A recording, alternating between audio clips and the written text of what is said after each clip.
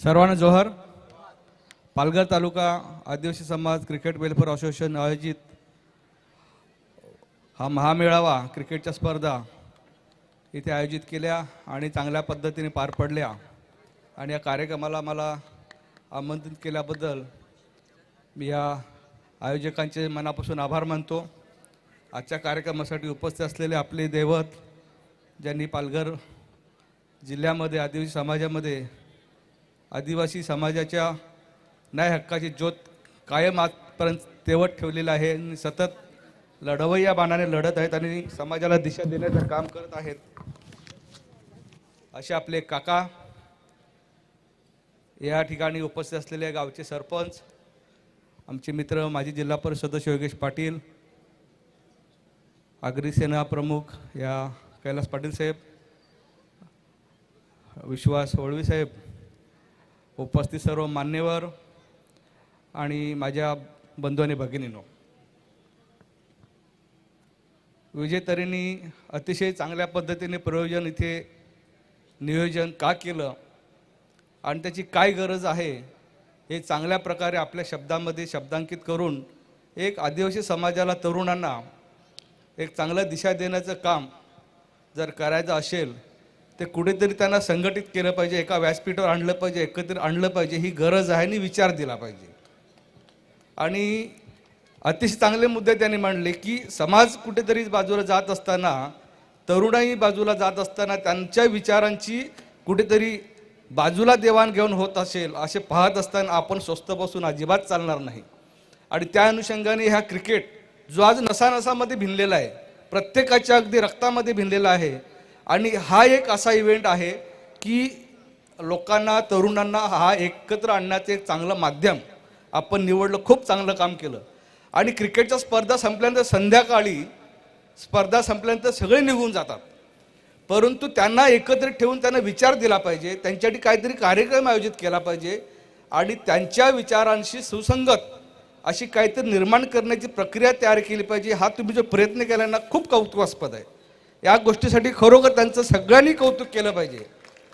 नाहीतर मॅच संपल्या, लाखो करोडाच्या मॅच होतात, त्याचा चुराडा होतो, सगळे निघून जातात, पुढे काय? शून्य। परंतु आजचा जो कार्यक्रम आहे ना, माझ्या आयुष्यामध्ये पाहिलेला खूप वेगळा कार्यक्रम आहे। विचारमंथन झालंच पाहिजे, समाजाला काहीतरी दिलं पाहिजे। तरुणी खूप आज शिकायला लागल्यात, पुढे यायला लागल्यात। आज क्रिकेट हा संग्राम एवढा मोठा आपण आयोजित केला, त्याच्यासाठी जो काही आयोजनासाठी आलेला खर्च असेल, नियोजन असेल, आज आपण सक्षम बनलात। एक काळ होता हे शक्य होत नव्हतं, परंतु आज ते शक्य व्हायला लागले का? तर तुमच्यासारखी मंडळी ही पुढे येऊन लोकांसाठी करण्याची भूमिका ठेवायला लागले। आणि निश्चितपणाने ह्या ज्या गोष्टी आहेत ना, याच्या माध्यमातून चांगल्या गोष्टी निर्माण करायच्या असतील, आपला पालघर जिल्हा नव्याने निर्माण झालेला आहे, त्याच्यासाठी न्याय हक्क घेण्यासाठी या पालघर जिल्ह्याची ज्या गोष्टीसाठी निर्मिती केली का आदिवासींचा विकास झाला पाहिजे, आदिवासींचे न्याय प्रश्न सोडवले पाहिजेत आणि त्या अनुषंगाने ज्या ज्या गोष्टी करणं आवश्यक आहे त्याच्यासाठी हे व्यासपीठ अत्यंत आवश्यक होतं, ते आपण निर्माण केलं।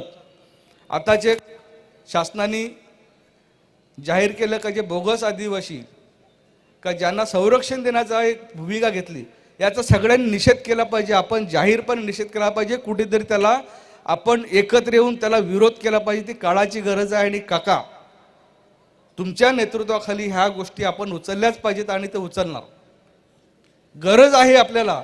जे लोकांनी आपल्या नोकऱ्या हडप केल्या, ज्या लोकांनी आपल्या येणारी पिढी बर्बाद केली, त्याच लोकांना पुन्हा संरक्षण देणं हे कितपत योग्य आहे हे कोणालाही न पटणार आहे।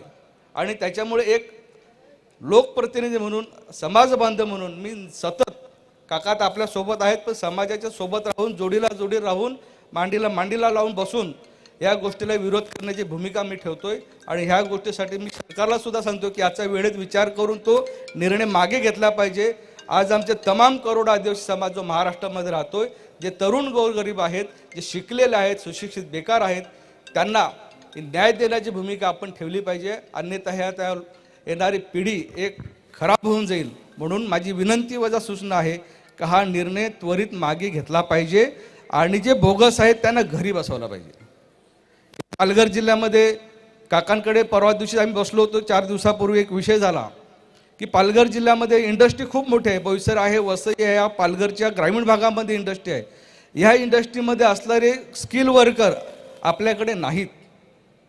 आपली मुलं 12वी पास झाले, ग्रॅज्युएट झालेले आहेत, परंतु ह्या कंपन्यामध्ये जे आवश्यक असलेले जे जॉब आहेत त्याच्यासाठी जे स्किल वर्क असायला पाहिजे ते आपल्याकडे मिळत नाही. त्याची कुठेतरी पैदास निर्माण केली पाहिजे, त्या पद्धतीचे कोर्सेस तयार केले पाहिजेत.